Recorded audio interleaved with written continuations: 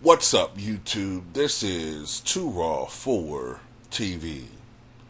Alright, so before I get into this video, I want to give a shout out to the brother Aaron for the donation to the channel via the PayPal. Much respect to him for showing love once again to Too Raw for TV.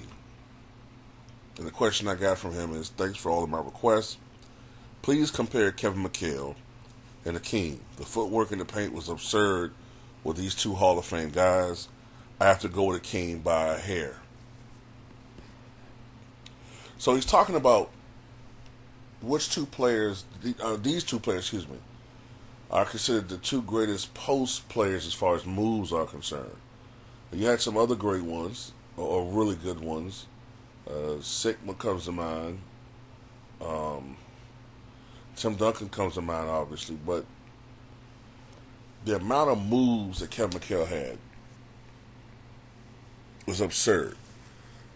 When you look at Hakeem, his post moves, which he mastered over a period of seasons, combined with his speed and athleticism, when he had it going down, he was, at times, when he had that shot falling, he was unguardable.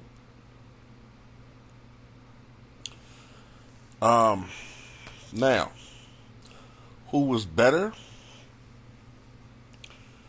I tend to think most people are going to say Hakeem, but I really believe that you could argue that it's essentially a tie. And I'll tell you why I say this. Of course, Hakeem's signature shot or signature move was a sky hook. Not sky hook, excuse me. The dream shake. Lord have mercy. What did I just say? Think about Kareem for some reason. Yeah, his signature shot was the dream shake. Kevin McHale's signature shot was, or move, was the up and under, where he would fake a shot attempt. Usually he'll fake it, pump fake, then shift his leg or his pivot foot to another direction and attempt a shot while coming back up from another angle. Sometimes he would do the up and under several times. And these were not what I would call, shots that he was adjusting to in the moment. These were premeditated and perfected moves. Charles Barkley, many of the opponents called going against Kevin McHale in the post the torture chamber. That's how unstoppable he was at one point in time in the NBA in his prime. Before that 87 foot injury, he was unstoppable. His ability to score in the post is what kept him playing a couple more years in the NBA. Because, man, if you didn't have those post moves to rely on, he may have retired earlier after that foot injury. But Hakeem, man, it took Hakeem a long time to nail those moves, man. Because, this is a guy that started playing basketball rather late. I think he was only 15 or 16 years old when he started playing basketball. Before that, he played soccer, which, of course, I'm pretty sure helped with his footwork. When he first came to Houston in college, he worked out during summers with Moses Malone, who played for the Houston Rockets. And over time, over the years, I would say over a period of 8 or 9 years, Hakeem Olajuwon worked on and perfected his post moves to the point where by 1993 or 1992, 93, 94, 95, 96, he was just phenomenal. There's different ways of looking at this, To me, Kevin McHale had more moves in the post, but he wasn't as athletic or as flashy as Hakeem Olajuwon.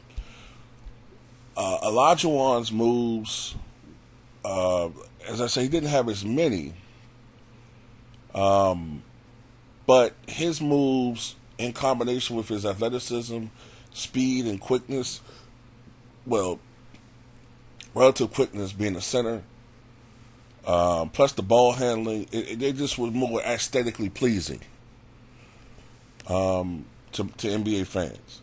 And I think it's a generational thing too. You know, he played.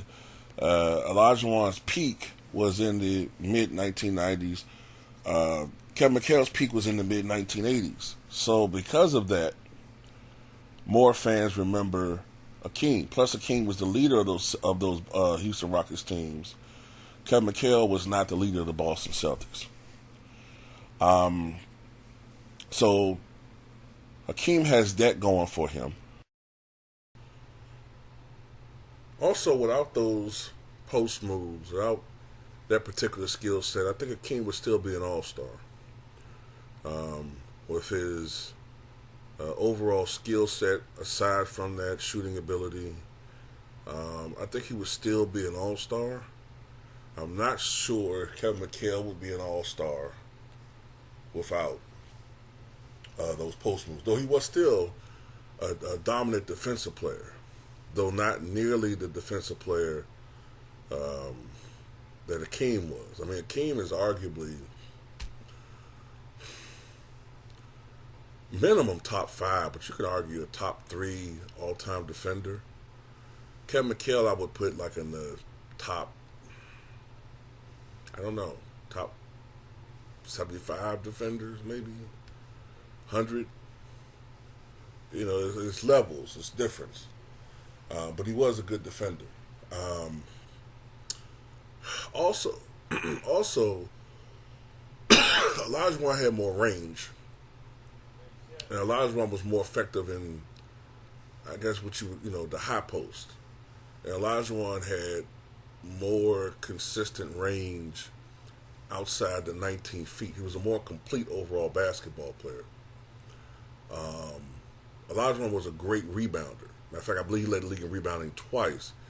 One of the skill sets that I thought Kevin McHale was not that great in, I thought he was a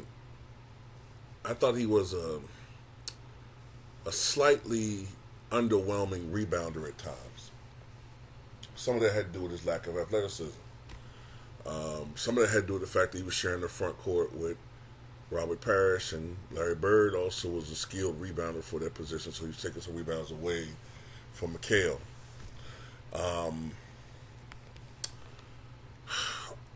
So this is hard to value. One thing that Kevin McHale has going for him, though, is that even though both these players were efficient, McHale was on a whole nother level when it came to efficiency for the era that he played in. Olajuwon, I think, for his career, shot around 51% for his career, I believe. And Kevin McHale shot around 55% for his career.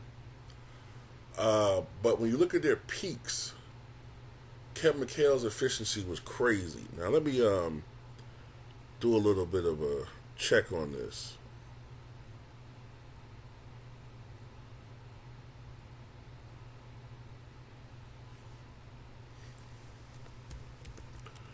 Look at Hakeem Olajuwon right quick.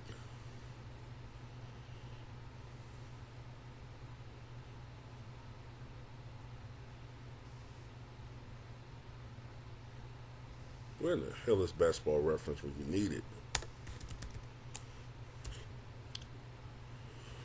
Okay. Yeah, I thought about 51%. 51.2% from the floor over 18 years, 1,238 games. He averaged 21.8 points, 11.1 rebounds, 2.5 assists, career PR rating of 23.6. All right, so what is his prime exactly? Well, considering he went to the finals his second year, could we argue that maybe his prime began in 85? So let's go 85 to,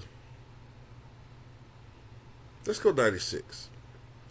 Let's go 85 to 96. So during this time period, Olajuwon averaged 24.6 points, 12.3 rebounds, 2.8 assists, 1.9 steals, 3.6 blocks on 51.4% shooting from the floor and 72.1% from the charity stripe.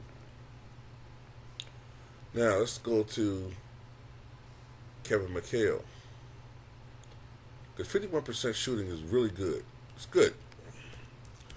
But Mchale was on another level. Mchale, I believe, was the first player in NBA history to shoot 6% from the floor and 80% from the line in a season. And I think he did it twice. At least twice. So what's Mchale's prime? Well, Mchale didn't become a full-time starter until 85. So I guess we got to include some years where he was still on the bench. So let's go with 83. Let's go from 83. Let's just go 83 to 88. So that's a 5-year window. He didn't have the longevity of Olajuwon. But during this period of time from 83 to 88, 21.6 points, 8.6 rebounds, 2.1 assists, 1.7 blocks, 58.2% shooting from the floor, which for that era is almost unheard of. For the era that he played in, when the paint, when you were as a big man actually contested at the paint, in the paint, there were no easy shots. A lot of these guys today are getting garbage points. That's why their field goal percentage is so high. There's no resistance in the paint anymore. A lot of these guys are getting alley-oop dunks, putbacks, uncontested. That's why these guys are now shooting 65 to 70+% from the floor. Back then, that wasn't the case. And he shot during that time period 78.8% from the foul line. But I believe 2 years in a row, he led the league in field goal percentage, 87-88. Both years shooting 60.4% from the floor.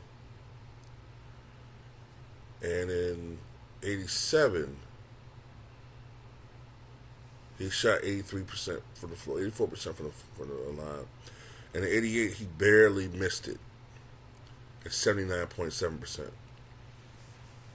So Mchale got more quality looks in the paint. You know what I'm saying? He was ridiculously efficient. However, having said that, you could make an argument that having playing with Robert Parrish and Larry Bird and others helped to give him easier looks. So that's how you look at it. At the end of the day, I'm going to call it a tie, yo. I'm not talking about as far as players, because Olajuwon is just on another level. But as far as post moves, all-time greatest post players, I'm going to go ahead and call it a tie.